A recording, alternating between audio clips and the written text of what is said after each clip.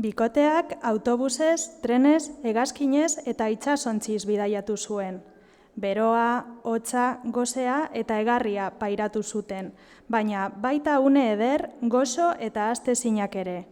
Bidaia guztietan bezalaxe. Tarteka, haserretu egin ziren, hori ere bizi behar baita, eta adizkidetu eta banandu egin ziren batzuetan, naiz eta bide bera jarraitzeko berriro elkartu.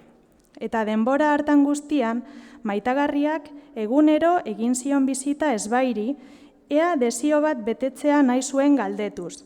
Egun batzuetan itxaropen handirik gabe, eta beste batzuetan nahiko ziur ezbaik ezingo ziola tentazioari uko egin.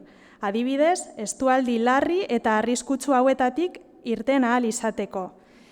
Hegaldi batean lurra jotzeko zorian egon zirenean, Afrikako sabanaren erdian lehoi eme batek eraso egin zienean, irla batean lurrikara baten ondoren tsunamia gertatu zenean, ezbaik agineko min izugarria zuela aurpegia puskatzen zitzaiola iruditu zitzaionean. Tomasi zugegorriak kosk egin zionean, galduta egon zirenean gauaren erdian urrutiko basoan.